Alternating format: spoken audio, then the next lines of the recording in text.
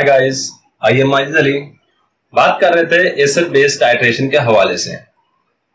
अगर acid base titration के हवाले से देखा जाए तो सबसे इंपॉर्टेंट चीज आती है इंडिकेटर्स। कि इंडिकेटर्स क्या होते हैं? आज के इस लेक्चर में हमने सिर्फ इंडिकेटर्स के बारे में डिस्कस करेंगे कि जो इंडिकेटर हम यूज कर रहे हैं किसी भी टाइट्रेशन के लिए उसमें कौन कौन सी खसूसियात होनी चाहिए। अगर आप वो इंडिकेटर एसिड बेस टाइट्रेशन के हवाले से यूज कर रहे हैं तो उस टाइट्रेशन के लिए कौन सा इंडिकेटर बेस्ट रहेगा, और एसिड बेस टाइट्रेशन जो आपके पास करवा रहे हैं उस टाइट्रेशन के लिए कौन सी चीजें अहम होना जरूरी हैं जो कि आप उस इंडिकेटर के लिए सूटेबल हो सकती हैं जो आप यूज करना चाहते हैं।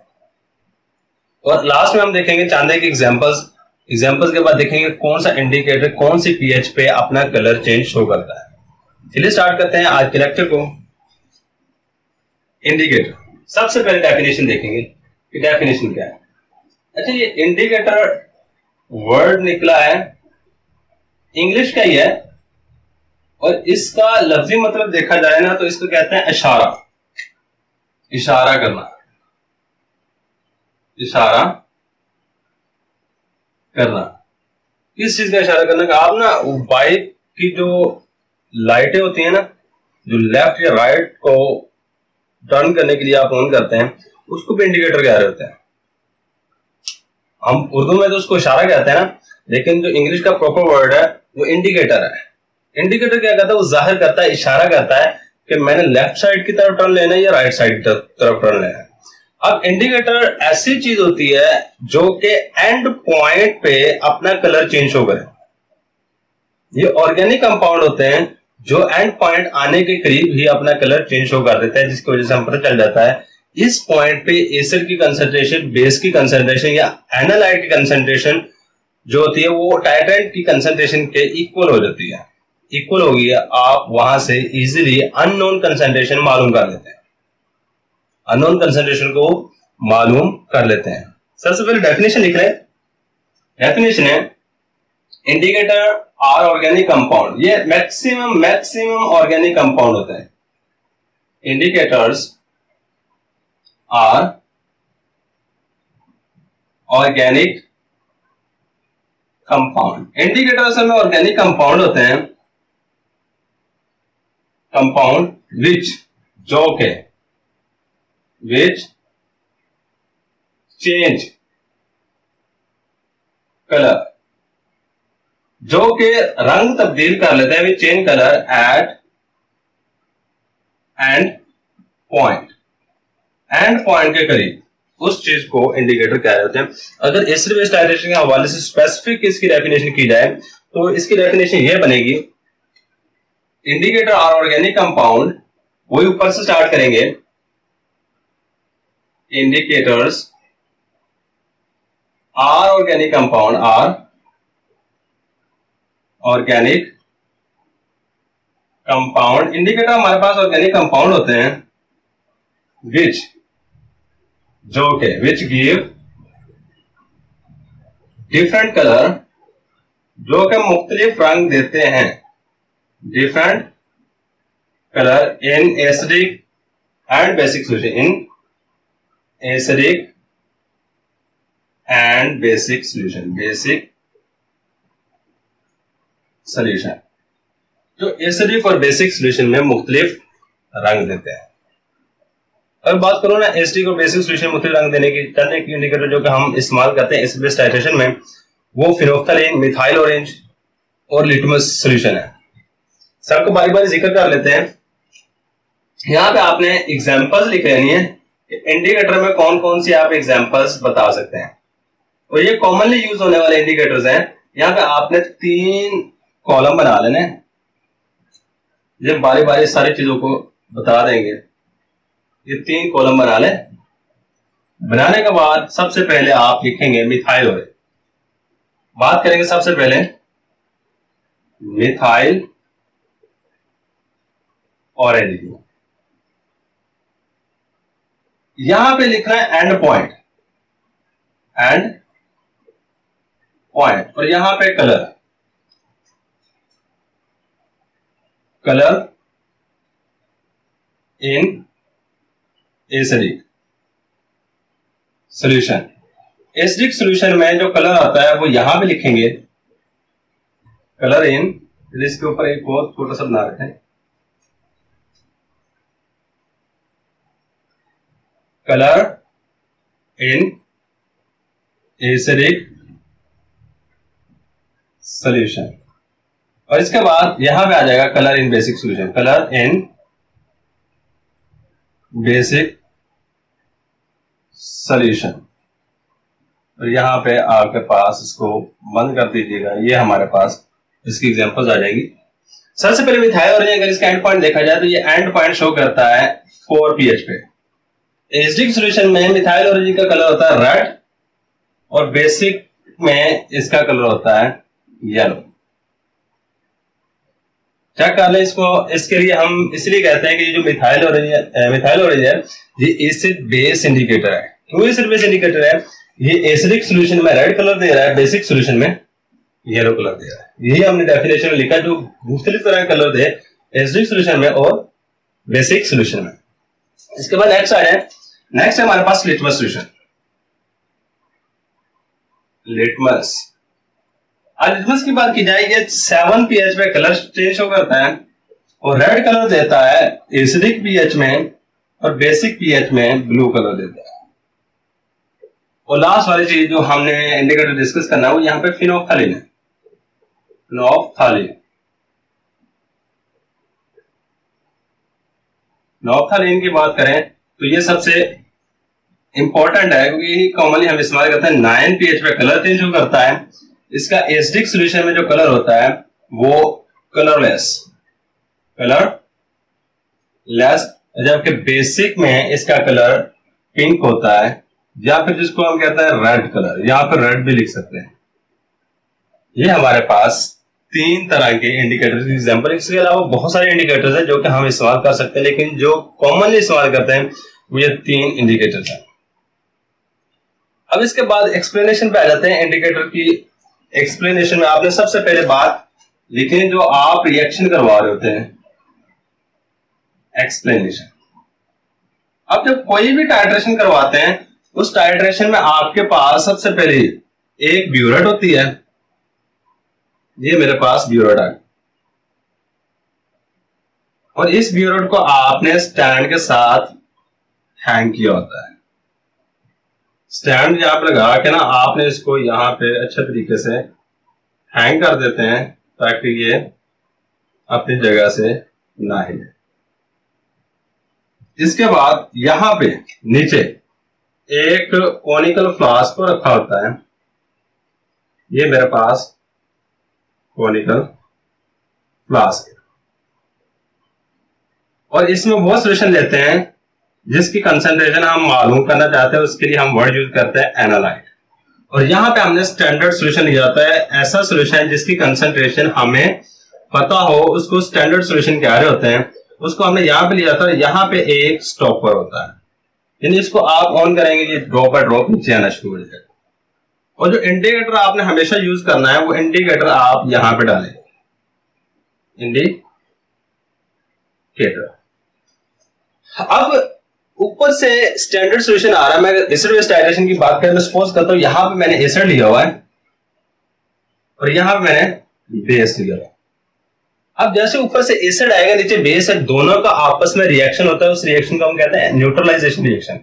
एसिड और बेस आपस में रिएक्शन करते हैं, साल्ट और वाटर बन जाता है। यानी कि ड्यूरिंग एसिड बेस टाइट्रेशन ये वाला रिएक्शन होता है।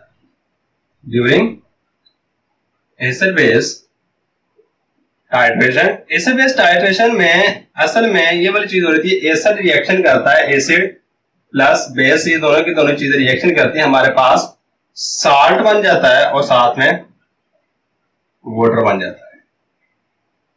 ये तो सिंपल सा काम। अगर इसको थोड़ा सा लॉजिकली रिप्रेजेंट करूं, मैं कहता हूं सपोज करते हैं, सपोज हमारे पास ए और बी है। ए को हम सपोज कर लें एसिड है, बी रिप्रेजेंट कर रहा है बेस को, और यहाँ पे सी और डी बन जाते हैं। और इसको इस तरह कुछ लिखना है क्योंकि कोई भी रिएक्शन कंप्लीटली प्रोसीड नहीं होता। एसिड बेस टाइट्रेशन में अगर आप स्ट्रॉन्ग एसिड की वीक बेस के साथ करवा रहे हैं वो कंप्लीटली तौर पे प्रोडक्ट में चेंज नहीं होता, सिर्फ और सिर्फ कंप्लीटली तौर पे, ऑलमोस्ट कंप्लीटली तौर पे स्ट्रॉन्ग एसिड का जब टाइट्रेशन करवा रहे हो तो स्ट्रॉन्ग बेस के साथ उसी वक्त कंप्लीटली तौर पे प्रोडक्ट में चेंज हो जाएगी, वरना प्रोडक्ट में चेंज नहीं होगी।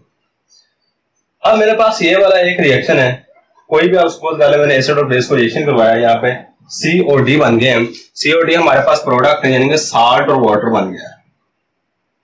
अगर इसके लिए मैं लिखूं के की value, the equilibrium constant, equilibrium constant for above reaction, ये ऊपर वाले रिएक्शन के लिए इक्विलिब्रियम कांस्टेंट लिखने लगा अबाव रिएक्शन, ये हमारे पास आ जाएगा K इज इक्वल टू, अब आपको पता है जब इक्विलिब्रियम कांस्टेंट लिखते हैं तो प्रोडक्ट को ऊपर रखना है, रिएक्टेंट को नीचे रख देना है आपने। ये मेरे पास प्रोडक्ट आ गए और रिएक्टेंट आपके A और B यहां पे आ जाएंगे, A और B। अब मेरे पास जो इंडिकेटर यूज करने के लिए कंडीशन चाहिए वो ये है कि K की वैल्यू बहुत बड़ी होनी चाहिए, K की वैल्यू लार्ज होनी चाहिए। The value of K should be large, the value of K, K कहते हैं इक्विलिब्रियम कांस्टेंट को, should be large, should be large, यह हमेशा बड़ी होनी चाहिए। अच्छा, बड़ी होने का मतलब क्या है? आपको पता है ये रिएक्टेंट है A और B, C और D प्रोडक्ट है, सही हो गया। अब C, ये K की वैल्यू लार्ज उसी वक्त हो सकती है जब ऊपर वाली चीजें हैं, ये वाली वैल्यू बहुत बड़ी हो, मसलन ये दो वैल्यूज काफी बड़ी हो, ये बहुत ही छोटी हो। मतलब अगर मैं कहता हूं यहाँ पे 1200 लिख दूं और यहाँ पे 2 लिख दूं, ये वैल्यू हम लार्ज कहेंगे, क्यों लार्ज कहेंगे, या मेरे पास 600 आंसर आ रहा है। अगर मैं इसको रिवर्स करूं तो ऊपर छोटी लिखूं नीचे 1200 लिखूं, ये तो मेरे पास 0.00 समथिंग आ जाएगा, 1 आ जाता है। सही, ये वाली वैल्यू मेरे पास बहुत छोटी आ जाएगी, लेकिन अगर आपके पास ऊपर वाली वैल्यू बड़ी हो नीचे वाली छोटी हो तो फिर वैल्यू ओवरऑल बढ़ जाती है। सही है। अब आपने यहां पे जो चीज याद रखनी है कि जब वैल्यू बड़ी होगी तो इसका मतलब यह है कि सी और डी की कंसेंट्रेशन, सी और डी की मोलर कंसेंट्रेशन बहुत बड़ी होगी इससे ए और बी से। अगर इनडायरेक्टली चले जाए ना, इसका मतलब क्या है, मैंने भी कहा था ए और बी हमारे पास रिएक्टेंट है जो आपस में रिएक्शन करते हैं और प्रोडक्ट बना देते हैं सी और डी।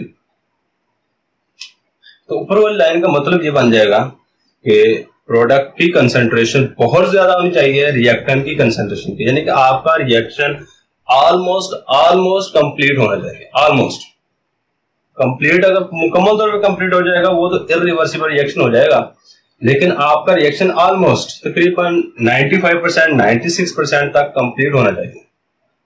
इसका मतलब यह है कि यहां पे प्रोडक्ट की कंसेंट्रेशन ज्यादा होनी चाहिए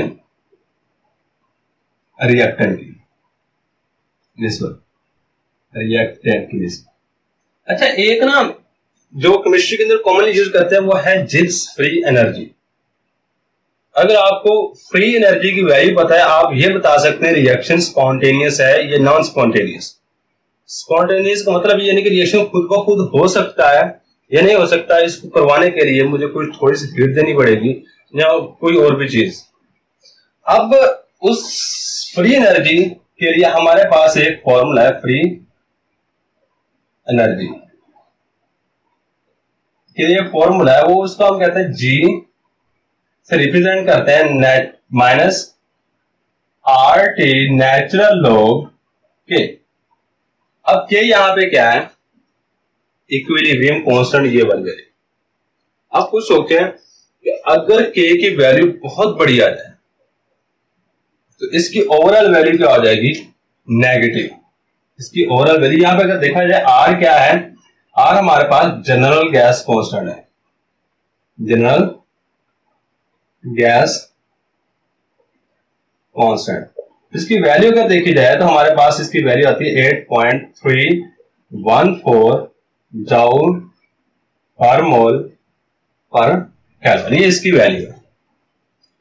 इसके अलावा एक और भी वैल्यू 0.0821 वो भी वैल्यू यूज करते हैं, लेकिन कॉमनली ये भी इस्तेमाल की जाती है।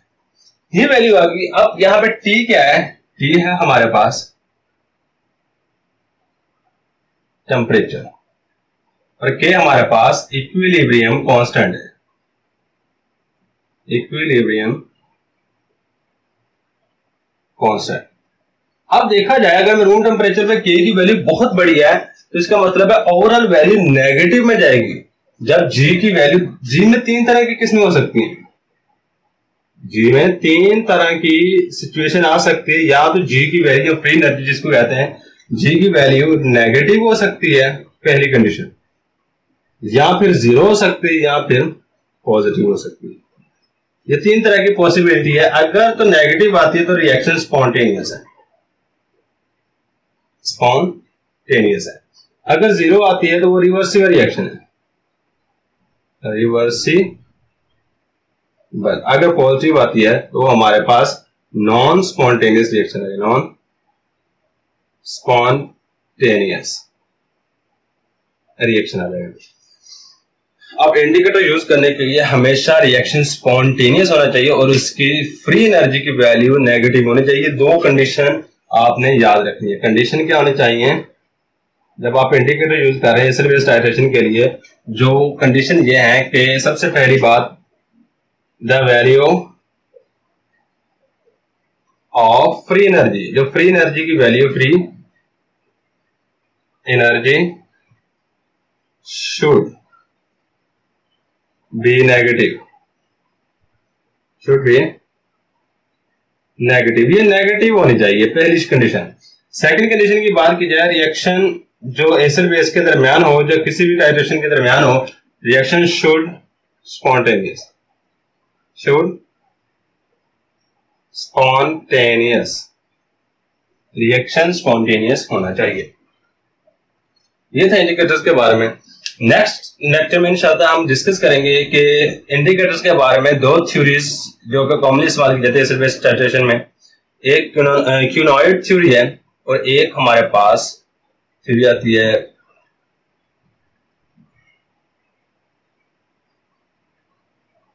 Ostwald theory. नेक्स्ट थ्योरी है ओस्टवाल्ड थ्योरी। इन 2 थ्योरीज के बारे में डिस्कशन करेंगे। आज के लेक्चर में इतना ही, और इसका एक स्क्रीनशॉट ले लें